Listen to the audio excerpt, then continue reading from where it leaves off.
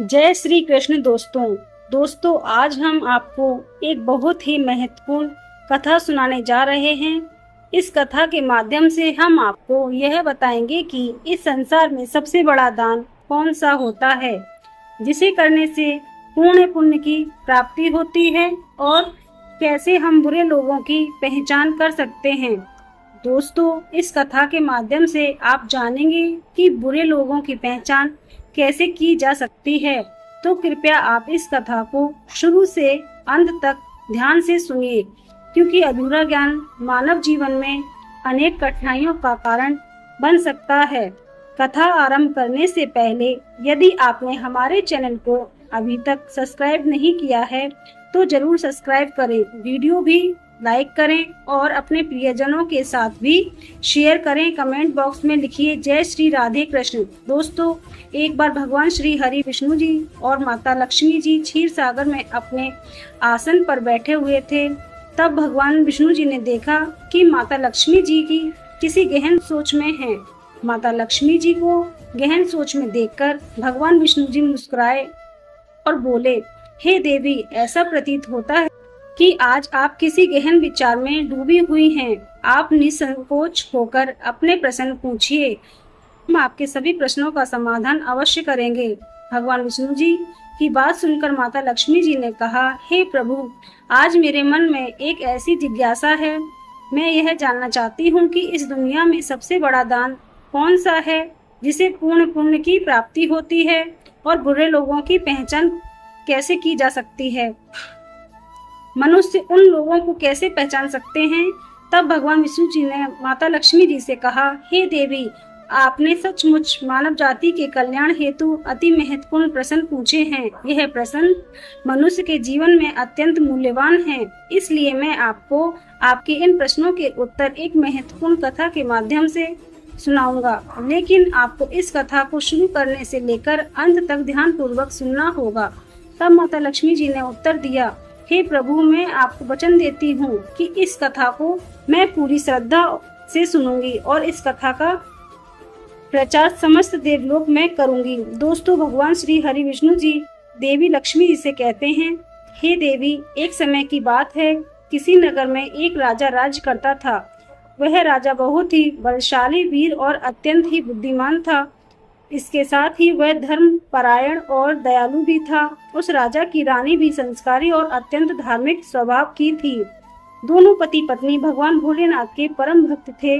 वे दोनों प्रतिदिन शिव जी के मंदिर में जाकर उनकी पूजा अर्चना किया करते थे। यह उनका प्रतिदिन का नियम था। वह राजा अपने राज्य को धर्म पूर्वक चला रहा था। उसके राज्य में कोई भी दुखी नहीं रहता था, बल्कि सारी प्रजा सुख और वैभव से संपन्न रहती थी। इसलिए पूरे नगर में हर तरफ खुशियां ही खुशियां बिखरी रहती थी। वहां के जानवर भी एक दूसरे को कोई हानि नहीं पहुंचाते थे। यहाँ तक कि एक दिन ही नदी में शेर और बकरी शांति पूर्वक पानी पीते थे। ऐसे ही दिन बीत रहे थे। राजा की उम्र ढलती जा रही थी और उनके विवाह को भी कई वर्ष बीत चुके थे, लेकिन उस राजा को कोई भी संतान नहीं थी। हालांकि राजा इस बात को लेकर अधिक चिंता नहीं करते थे, किंतु होकर अपनी प्रजा के सुख दुख का ध्यान रखते और अपनी प्रजा से अत्यधिक प्रेम और सम्मान करते थे। एक दिन की बात है, वह राजा हर रोज की तरह अपनी पत्नी के साथ भगवान शिव जी के मंदिर की ओर जा रहे थे। तभी अचानक उसने देखा कि सामने वाले घर में एक स्त्री झाड़ू लगा रही है। राजा और रानी जब उस स्त्री के पास से गुजर रहे थे तो वह स्त्री उन्हें देखते ही अपना चेहरा फेर कर तेजी से घर के अंदर चली गई। स्त्री का ऐसा व्यवहार देखकर राजा और रानी को बिल्कुल भी अच्छा नहीं लगा। उस समय अपनी रानी के साथ भगवान भोलेनाथ की पूजा करने के लिए मंदिर जा रहा था, इसलिए उसने उस स्त्री से कुछ नहीं कहा और सीधे मंदिर पहुंचकर भगवान शिव जी की पूजा अर्चना की। पूजा के बाद राजा अपनी रानी के साथ वापस महल लौट आया, लेकिन महल पहुंचने के बाद राजा ने अपने एक सैनिक को बुलाया और उसे आदेश दिया कि तुम जाओ और नगर के बाहरी क्षेत्र में रहने वाली उस स्त्री को अपने साथ महल ले आओ। ध्यान रखना, तुम उसे कुछ भी मत बताना कि क्यों बुलाया गया है, बस उसे तुम हमारे पास ले आओ। भगवान विष्णु जी कथा सुनाते हुए आगे कहते हैं, हे देवी, राजा का आदेश पाते ही वह सैनिक तुरंत ही उस महिला के घर पहुंचता है। उस समय महिला का पति भी घर पर नहीं था। फिर वह सैनिक उस स्त्री के घर के दरवाजे को खटखटाने लगता है और कुछ देर बाद वह महिला अपने घर का दरवाजा खोलती है। सामने राजा का सैनिक खड़ा देखकर वह महिला हैरान होती है और पूछती है, क्या हुआ, आप मेरे घर पर क्यों आए हैं? उस महिला की बात सुनकर राजा का वह सैनिक उससे कहता है, चलो मेरे साथ, महाराज ने तुम्हें राजमहल में बुलाया है, उन्हें आपसे कुछ बात पूछनी है। यह बात सुनकर वह महिला अपने मन में सोचती है, आखिर महाराज का आदेश है, इसे ठुकराया तो नहीं जा सकता, मुझे राज दरबार में जाना ही होगा। उसके बाद वह सैनिक उस स्त्री को अपने साथ लेकर राजमहल पहुंच गया। महल में पहुंचकर वह महिला राजा को प्रणाम करती है और कहती है, हे महाराज, आपने मुझे अचानक यहाँ राजमहल में क्यों बुलाया है? क्या मुझसे कोई गलती हो गई है? उस स्त्री की बात सुनकर राजा कहता है, तुम मुझे एक बार बात बताओ, आज सुबह जब मैं और मेरी पत्नी भगवान शिव जी के मंदिर में जा रहे थे तो तुमने मुझे देखकर अपना मुंह फेर लिया और मुझे आते हुए देखकर तुम दौड़ते हुए अपने घर में चली गईं। तुमने मुझे देखकर ऐसा दुर्व्यवहार क्यों किया? महाराज, आप भले ही मुझे मृत्युदंड दे दो तो भी मुझे कोई ऐतराज नहीं, परंतु सच ही कहूंगी, आपके महल में बड़े बड़े विद्वान पंडित हैं। अगर मैं गलत बात बोलूं तो आप उनसे पूछ सकते हैं कि हमारे नगर में यह मान्यता है कि जो सुबह सुबह आपका चेहरा देख लेता है तो उस व्यक्ति का पूरा दिन खराब हो जाता है, क्योंकि आप संतानहीन हैं। अभी तक आपको संतान की प्राप्ति नहीं हुई है। इसी कारण मैंने आपका मुंह देखकर अपना मुंह फेर लिया था और अपने घर के अंदर चली गई। उस महिला की ऐसी बात सुनकर राजा आश्चर्य में पड़ जाता है। वह अपने मन में सोचता है कि यह महिला तो बिल्कुल सत्य कह रही है। यदि किसी नगर के राजा को संतान नहीं हो तो यह उसकी प्रजा के लिए बिल्कुल भी शुभ नहीं माना जाता है। उसके बाद राजा उस महिला को वापस अपने घर जाने की अनुमति देता है।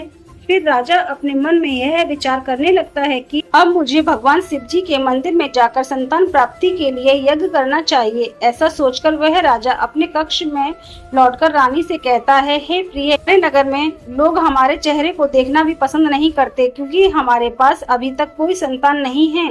इसलिए हमें भगवान शिव जी के मंदिर में जाकर संतान प्राप्ति का यज्ञ करना चाहिए। हम भगवान भोलेनाथ के मंदिर में चलते हैं और भगवान शिव जी से प्रार्थना करते हैं कि वे हमें पुत्र प्रदान करें। राजा की बात सुनकर रानी भी उसकी बात मान लेती है।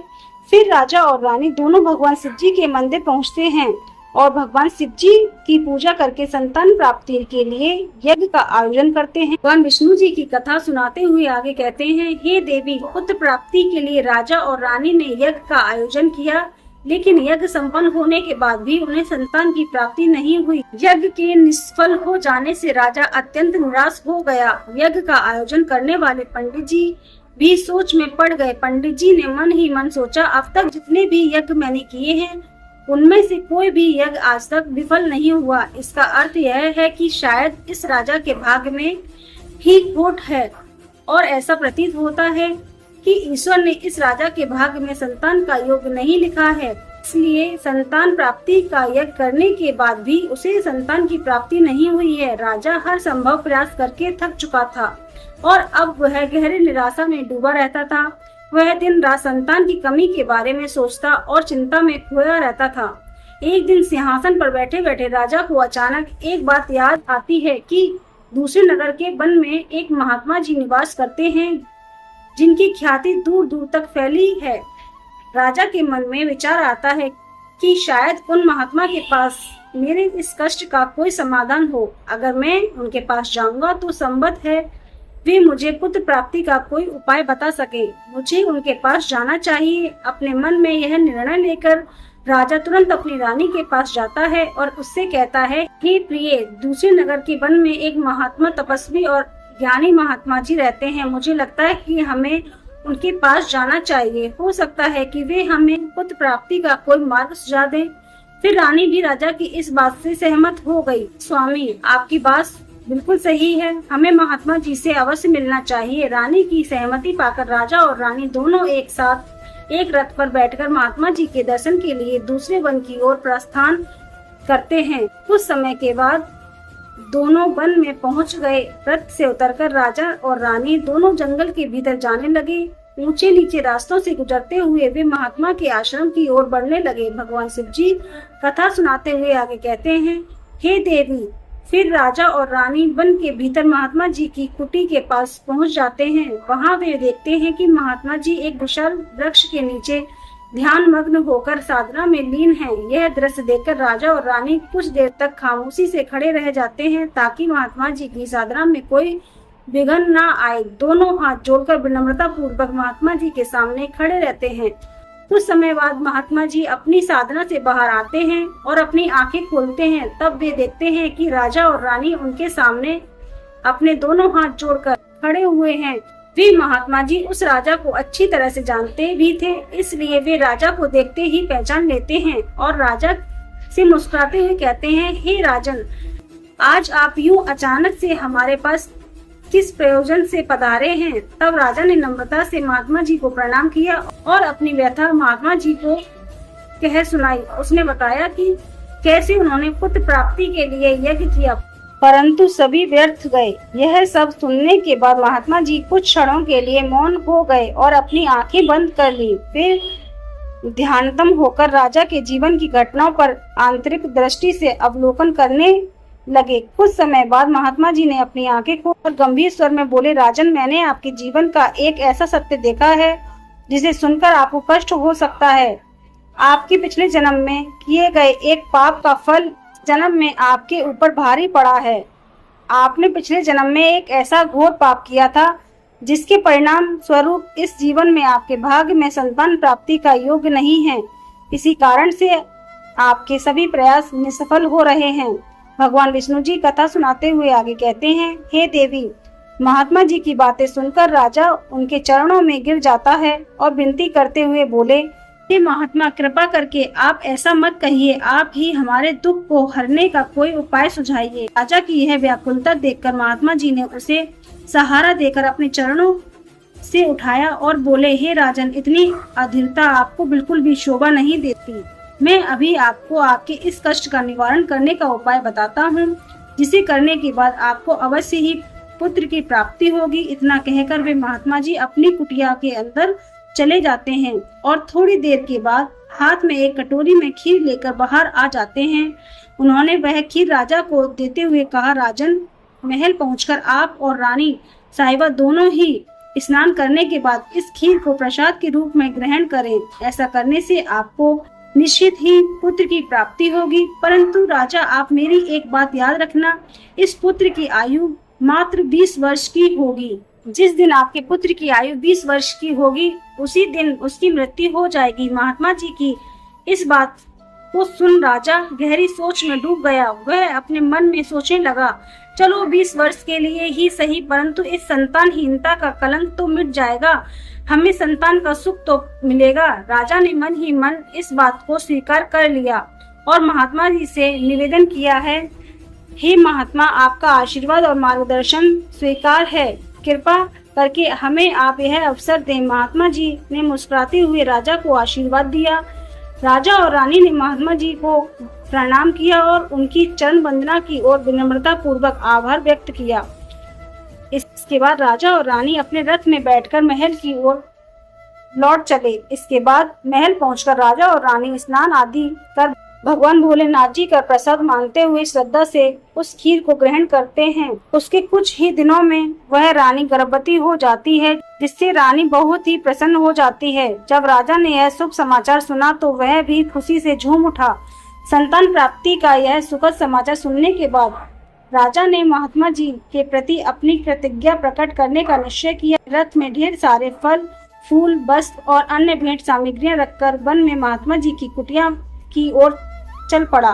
कुटिया के निकट पहुंचकर राजा ने अपने रथ को रोका और विनम्र भाव से नीचे उतरकर महात्मा जी के पास पहुंचा। महात्मा जी ध्यान मग्न बैठे थे। राजा ने उनके पास जाकर सभी वस्त्र, फल, फूल उन्हें समर्पित किए और गहरे आदर के साथ प्रणाम करते हुए कहा, हे महात्मा, आपकी ही कृपा से हमें संतान प्राप्ति का सुख प्राप्त होने जा रहा है, इसलिए आप मेरी यह तुच्छ सी भेंट कृपा करके स्वीकार करें। महात्मा जी राजा की विनम्रता और कृतज्ञता से अत्यंत प्रसन्न हुए।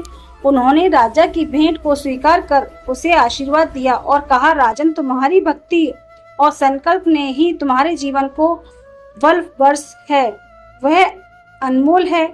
जाओ, तुम्हारी संतान गुणवान और धर्मनिष्ठान हो। उसके बाद राजा ने महात्मा जी का आशीर्वाद पाकर उनसे विदा ली और अपने रथ में बैठकर वापस अपने महल की ओर प्रस्थान करते हैं। महल लौटकर राजा बहुत ही खुशियां मनाता है। भगवान विष्णु जी कथा सुनाते हुए आगे कहते हैं, हे देवी, ऐसे ही दिन गुजरते रहे। आखिरकार वह शुभ दिन आया जब राजा के यहाँ एक पुत्र का जन्म हुआ। के बाद महल में खुशियां की बहार बहने लगी। राजा ने पुत्र प्राप्ति की खुशी से पूरे नगर में उत्सव का आयोजन किया। महल को फूलों और रंग बिरंगी रंगोलियों से सजा दिया। अपने पिता के ही गुणों का प्रतीक बनते हुए बड़ा होने लगा। वह अपने पिता की तरह ही धर्मनिष्ठ और आत्मानुभूति मता शौर्य और भक्ति के गुण प्रकट होने लगे, जिसे राजा का हृदय गर्व से भर उठा। शौर्यवीर के गुणों और आचरण को देखकर सभी आश्वस्त थे कि वह एक दिन अपने पिता की तरह महान राजा बनेगा। जैसे जैसे समय बीतता रहा, राजा का हृदय गर्व और खुशी से भरता गया। संतान सुख की प्राप्ति ने उसकी सभी चिंताओं को मानो हार लिया था और वह अपने पुत्र से संपूर्ण संसार का आनंद खोजने लगा। वह राजा पुत्र के प्रति अपने स्नेह में इतना डूब गया कि वह यह महत्वपूर्ण बात भी भूल बैठा कि उसके पुत्र की आयु मात्र 20 वर्ष तक की है। भगवान विष्णु जी कथा सुनाते हुए आगे कहते हैं, हे देवी, फिर एक दिन जब उस राजा को यह बात याद आती है कि उसके पुत्र की आयु मात्र 20 वर्ष की है, इसलिए जब राजा के पुत्र शौर्यवीर की आयु 15 वर्ष हो जाती है, तब वह राजा दिन रात पुत्र के भविष्य को लेकर व्याकुल रहने लगा। इस बीच एक अन्य नगर में एक महापराक्रमी राजा का राज्य था। उस राजा की एकमात्र पुत्री थी जो अपनी सुंदरता और दयालुता के लिए प्रसिद्ध थी। वह देखने में ऐसी लगती थी मानो स्वर्ग की अप्सरा स्वयं धरती पर उतर आई हो। वह बहुत ही दानी स्वभाव की थी, क्योंकि उसने अपने माता पिता से धर्म और संस्कारों की शिक्षा ली थी, इसलिए उसका हृदय करुणा और उदारता से भरा हुआ था। वह प्रतिदिन सुबह उठकर पक्षियों को दाना डालती और अपने द्वार पर आने वाले साधु संतों भिक्षुओं को सदा ही आदर से भोजन कराती थी। कोई भी भूखा उसके द्वार से खाली हाथ नहीं लौटता था। ऐसे ही दिन बीत रहे थे। उस राजा की पुत्री भी अपने गुणों के साथ बड़ी हो रही थी। एक दिन जब शौर्यवीर के पिता को यह बात पता चली कि दूसरे नगर में एक धीरवर और पराक्रमी राजा राज करता है, जिसकी पुत्री गुणों की खान है, साथ ही वह अत्यंत सुंदर भी है, तो राजा ने अपने मन में सोचा कि ऐसी धर्मात्मा और तेजस्विनी कन्या के साथ अपने पुत्र शौर्यवीर का विवाह करना उचित रहेगा। मुझे इसी प्रकार की कन्या की तलाश थी जिसके साथ मैं अपने पुत्र का विवाह कर सकूं और हमारी वंश परंपरा को बनाए रखे। इस विचार के साथ ही राजा ने अपने मन में निर्णय किया कि वह उस राजा से प्रस्ताव रखेगा जिससे वह अपने पुत्र शौर्यवीर का विवाह उस सुंदर और धार्मिक कन्या के साथ कर सके। भगवान विष्णु जी माता लक्ष्मी जी से कहते हैं, हे देवी, फिर सौरवर के पिता ने अपने पुत्र के विवाह का प्रस्ताव संदेश वाहन के माध्यम से दूर नगर के राजा तक पहुंचा दिया। जब दूसरे नगर के राजा ने यह प्रस्ताव सुना तो उसने अपने मन में विचार किया कि चलो, अब मुझे अपनी पुत्री का विवाह कर देना चाहिए। और मैंने सुना है कि इस राजा के पुत्र की आयु मात्र 20 वर्ष की है। इस राजा का पुत्र बहुत ही योग्य, पराक्रमी और धर्मपरायण है। भले ही उसकी आयु का भविष्य अनिश्चित हो, इसलिए अगर उसके यहाँ कोई पुत्र पैदा हो गया तो उसका वंश आगे बढ़ता रहेगा, जिससे पुत्री भी अपनी संतान के साथ सुखी रहेगी। इन विचारों को मन में संजोए हुए उस राजा मुहूर्त में शौर्यवीर का उस राजकुमारी के साथ विवाह हो गया। वह राजकुमारी न केवल सुंदर थी बल्कि बहुत ही दयालु स्वभाव की थी। उसने अपने बचपन से ही यही नियम अपनाया था कि जब तक वह किसी भूखे या असहाय प्राणी को भोजन नहीं करवाती तब तक वह स्वयं को भोजन ग्रहण नहीं करती। उसके माता पिता ने उसे सेवा और दान की भावना सिखाई थी और उसने उसे अपने जीवन का अटूट हिस्सा बना लिया था। विवाह के पश्चात राजकुमारी का यह नियम उसके ससुराल में भी जारी रहा। हर सुबह वह महल के द्वार पर जाकर जरूरतमंद लोगों को भोजन करवाती थी और अपने हाथों से उन्हें अन्न दान करती थी। उसकी यह दया देखकर महल के सभी लोग उसका बहुत सम्मान करने लगे थे। धीरे धीरे ऐसे ही समय गुजर रहा था और हर गुजरते दिन के साथ शौरवीर की उम्र भी बढ़ रही थी।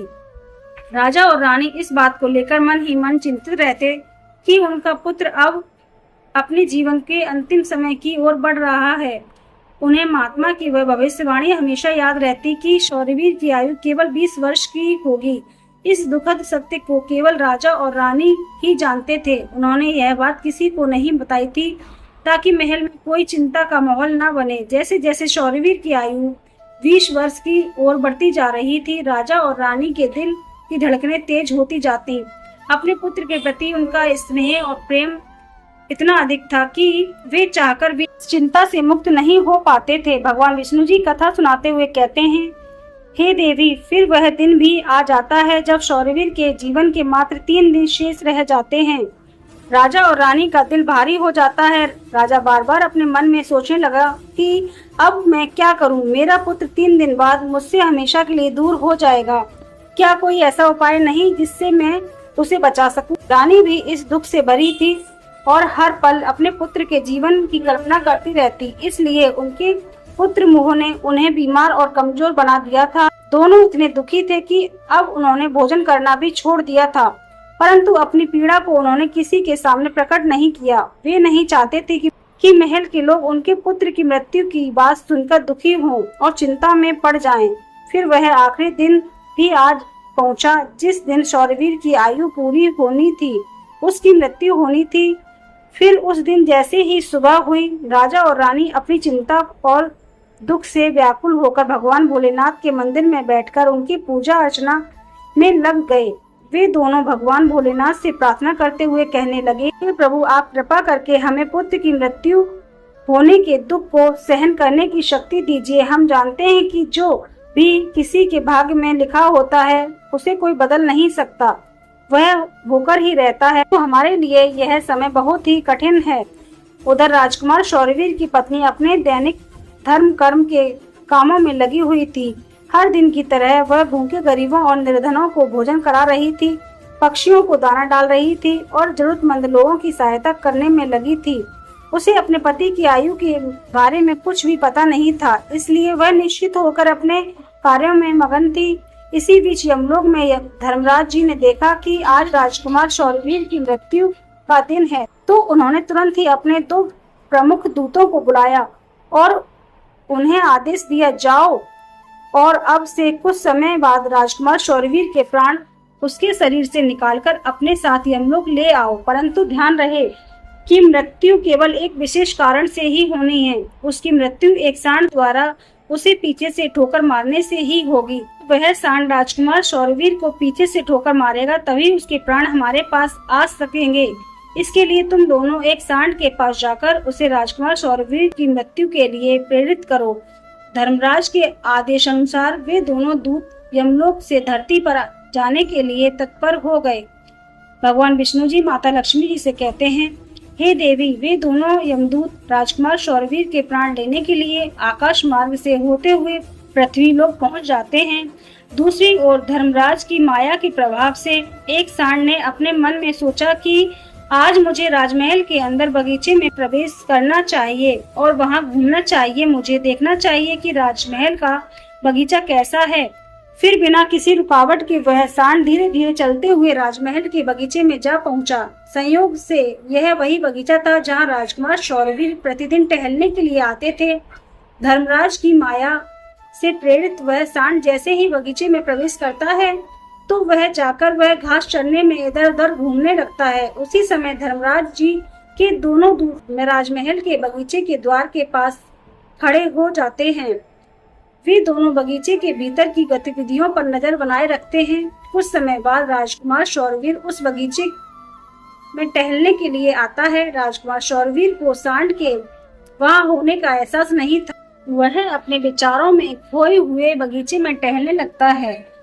तब हम उसके प्राण लेकर यमलोक लौट जाएंगे। जब वे दोनों दूत यह विचार कर रहे थे कि तभी क्या होता है कि एक अन्य नगर में एक निर्धन ब्राह्मण रहता था। उस ब्राह्मण की एक पुत्री थी जिसका समय रहते उसने विवाह कर दिया था, लेकिन दुर्भाग्य से उसकी बेटी का पति एक दुष्ट प्रवृत्ति का व्यक्ति था, जो बहुत ही मदिरापान करता था, जुआ खेलता था, पराई स्त्रियों के साथ संबंध बनाता था। यही नहीं, वह अपनी पत्नी को नशे में होकर अक्सर मारता पीटता था और उसे घर से निकालना चाहता था कि इस आदत के कारण गरीब ब्राह्मण की बेटी बहुत ही दुखी और पीड़ित रहने लगी थी। लेकिन वह गरीब ब्राह्मण की बेटी जब अपने पति के साथ कुछ समय तक रही, तब एक दिन वह गर्भवती हो जाती है। इसलिए एक दिन उसने अपने पति की मारपीट से तंग आकर उसे छोड़कर वह अपने पिता के घर अपने मायके में आ जाती है।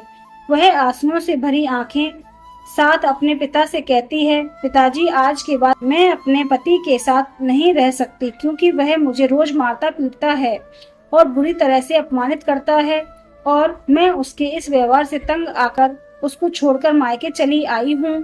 मुझे क्षमा कर दीजिए, पर अब मैं अपने मायके में ही रहना चाहती हूँ।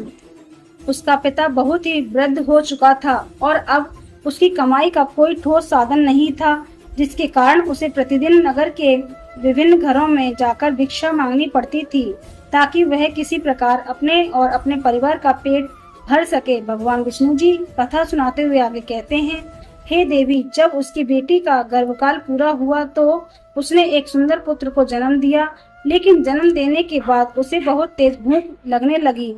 उसे भोजन की आवश्यकता थी। प्रसव के बाद भूख कई गुना बढ़ जाती है, इसलिए वह अपने पिता से भोजन मांगने लगी। दुर्भाग्यवश उसके पिता सुबह से ही भिक्षा के लिए नगर नगर गए हुए थे, परंतु रोज रोज भिक्षा मांगने के कारण उस दिन किसी ने उसे भिक्षा नहीं दी। भगवान विष्णु जी कथा सुनाते हुए कहते हैं, हे देवी, गरीबी किसी भी मनुष्य के लिए एक सबसे बड़ा अभिशाप है। यह उसके आत्मा सम्मान और अस्तित्व के लिए अत्यंत पीड़ादायक होती है। उधर इस गरीब ब्राह्मण को किसी ने भोजन नहीं दिया, इसलिए वह खाली हाथ ही घर वापस लौट आता है। इधर उसकी पुत्री भूख से बहुत ही व्याकुल हो रही थी। जब वृद्ध ब्राह्मण निराश होकर खाली हाथ घर लौटा और उसकी बेटी ने उसे बिना भोजन के आते देखा, तो वह दुखी होकर रोते हुए अपने पिता से बोली, पिताजी, अब मुझसे भूख सहन नहीं होती। पूरे 3 दिन बीत चुके हैं और मैंने भोजन का एक भी कण नहीं खाया है। अब तो ऐसा लगता है कि भूख के कारण मेरे प्राण ही निकल जाएंगे, लेकिन आपको कुछ भिक्षा में मिला हो तो मुझे खाने को दे दीजिए, नहीं तो मेरे प्राण निकल जाएंगे। तब उसका वृद्ध पिता अपनी बेटी को सतावना देते हुए कहता है, पुत्री, मैं कुछ ही देर में लौटूंगा। मैं अब दूसरे नगर में जाऊंगा और वहां के राजा के महल के द्वार पर जाकर भिक्षा मांगूंगा। अगर वहां से मुझे कुछ भी मिल जाता है तो तुरंत तुम्हारे लिए लेकर आऊंगा। अपनी बेटी से यह कहकर वृद्ध ब्राह्मण वहां से निकल पड़ा। इधर राजकुमार शौरवीर की पत्नी, जो कि रोजाना गरीबों को भोजन करवाती थी, उस दिन उस नगर के राजा और रानी दोनों अत्यधिक बीमार पड़ गए, क्योंकि पुत्र मोह के कारण वे बहुत ही चिंतित थे और शौरवीर की पत्नी उनके कक्ष में थी।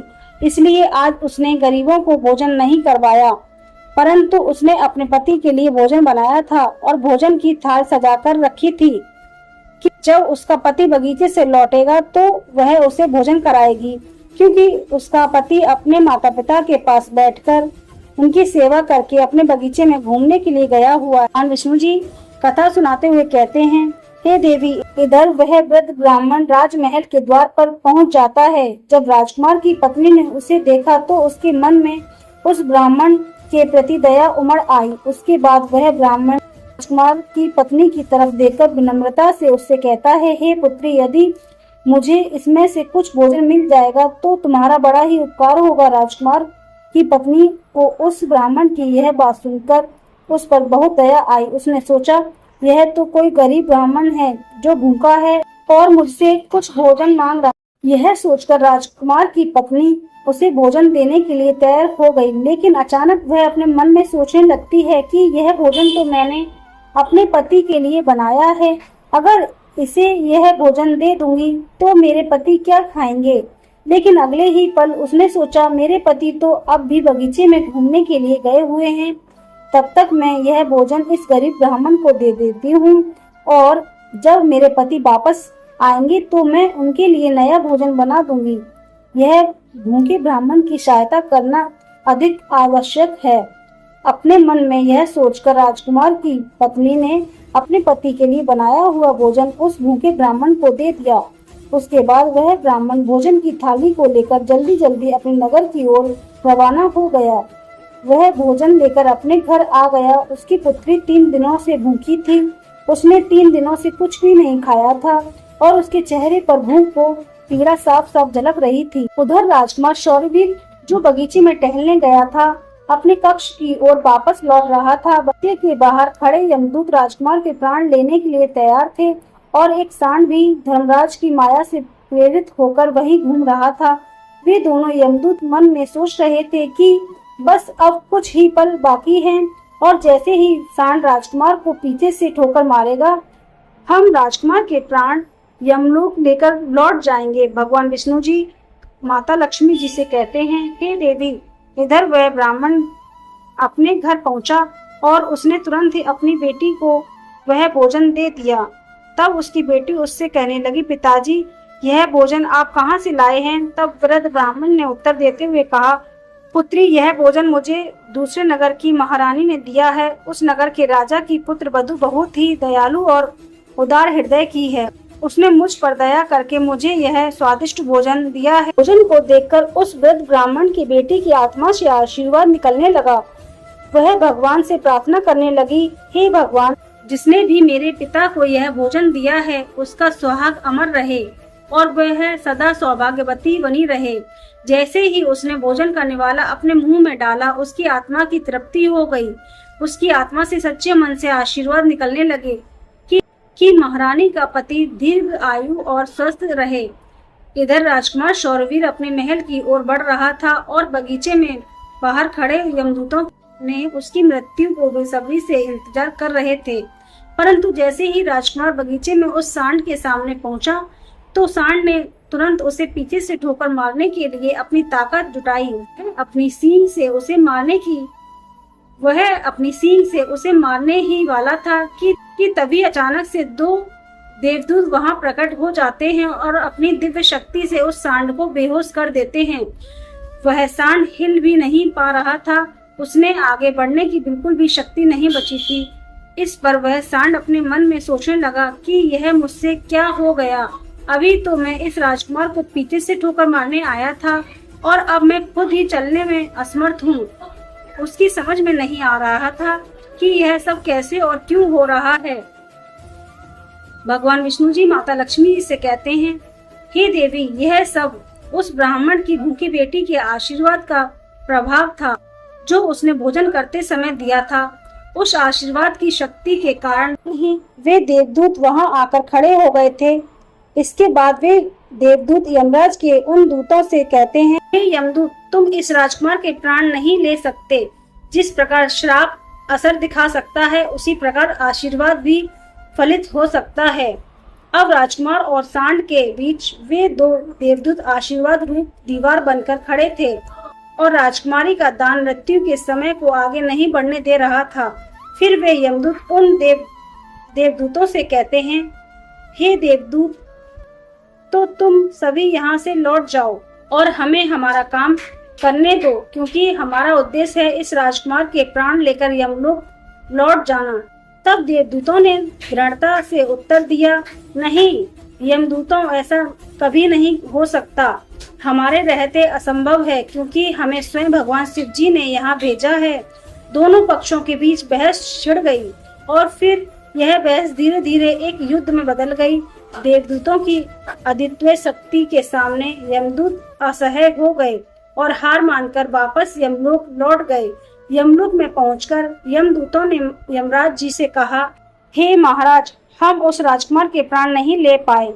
तब यमराज जी ने अपने दूतों से कहते हैं, यह कैसी विडंबना है, तुम लोग खाली हाथ क्यों वापस लौट आए? यमराज जी की बात सुनकर यमदूत यमराज जी से कहते हैं, हे महाराज, हम उस राजकुमार के प्राणों को लेने गए थे, लेकिन अचानक पता नहीं 2 देवदूत हमारे सामने आकर खड़े हो गए और उन दोनों के सामने हमारी कोई शक्ति काम नहीं कर पाई। यमराज यह सुनकर सोच में पड़ गए और बोले, ऐसी कौन सी बड़ी शक्ति है जो उस राजकुमार की मृत्यु के मार्ग में बांधा बनी रही। फिर वे यमदूत यमराज जी से कहते हैं, हे महाराज, एक तो उसके दान की शक्ति और आशीर्वाद की शक्ति, जिसने देवदूतों को और भी शक्तिशाली बना दिया है। तब यमराज जी अपने दूतों से कहते हैं, लगता है यह कार्य तुमसे नहीं हो पाएगा। तुम लोग रहने तो मुझे स्वयं पृथ्वी लोक पर जाकर उस राजकुमार के प्राण लेने होंगे। भगवान विष्णु जी कथा सुनाते हुए आगे कहते हैं, हे देवी, फिर अपने दूतों से इतना कहकर जी स्वयं पृथ्वी लोक पर पहुंच जाते हैं।